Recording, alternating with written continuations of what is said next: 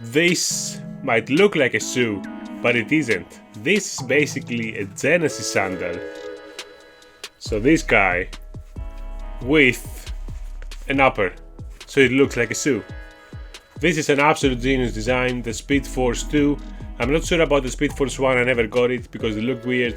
But the Speedforce 2, I finally have the chance to try it in Europe because they don't sell it in Europe and I had to buy it from the US during the huge sale and it was so cheap, but I still had to pay double the price basically because of import expenses.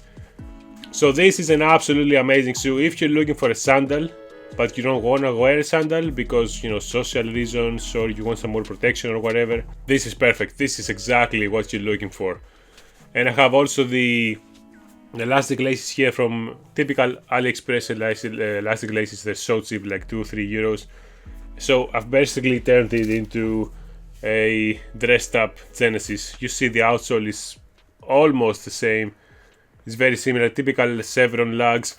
It's very grippy on dry, but like all Zero, especially the chevron Zeros, in the wet, it's basically ice. So stay away from the wet, be very careful because if you wear this to run and you step on wet surfaces, especially on inclines and stuff, you're gone. It's absolutely, they're absolutely lethal and they very, very dangerous.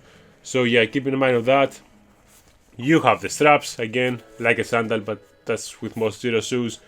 But in this case, the upper is so non-existent that the straps really basically make it a sandal. So yeah, I wear those without the insoles, mostly because of sizing. Those are a bit small. They're like the HFS, but maybe even smaller, despite what the size says.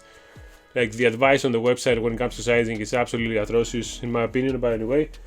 So just get your usual size, I guess. I don't know what to tell you. There is no Zero like size guide.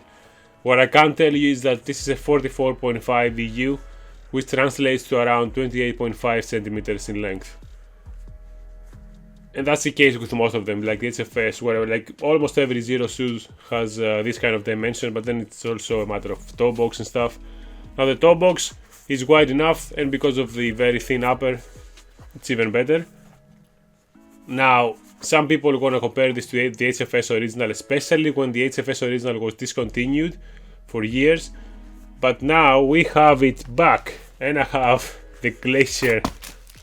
Okay, this is an ultra rare version in Europe. I actually have the last one available in Europe probably. But this is the HFS 1 and this is the Speedforce 2.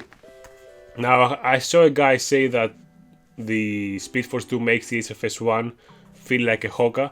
Now, okay, that's definitely an exaggeration. It's not like that. The HFS 1 is also very minimalist, so if you're between the two, it's not gonna be as different as you think. But the big difference is the upper. The uppers on this guy are very, very thin, and of course at the same time, the outsoles are different. The HFS has the tire tread outsole, and this has the chevrons.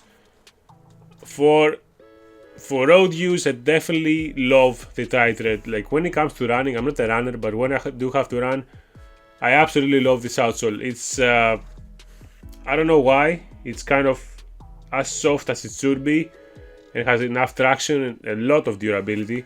So I absolutely love this outsole.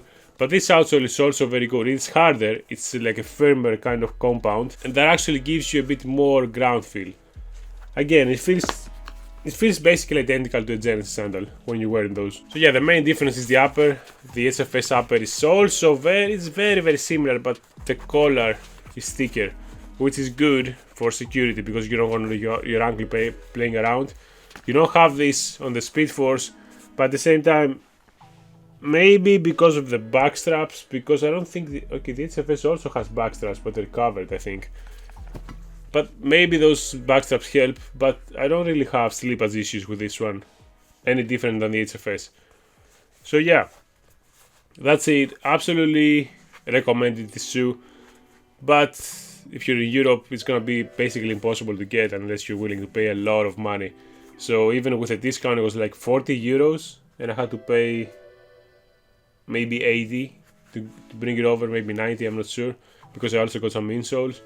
And yeah, insoles again, we don't have separate insoles in Europe. I had to buy like some thermal insoles from the US, but it is what it is. It also comes in white, which looks amazing. But this blue color is actually very casual. Now mine look weird because my foot doesn't have enough volume, so I have to cinch them down very tightly so they look a bit like wraps. But that's what they are. This is basically like foot wrap with laces and a sole. Again, a sandal with an upper. That's what it is, and I absolutely recommend this, especially if you're looking for a very, very hardcore barefoot shoe.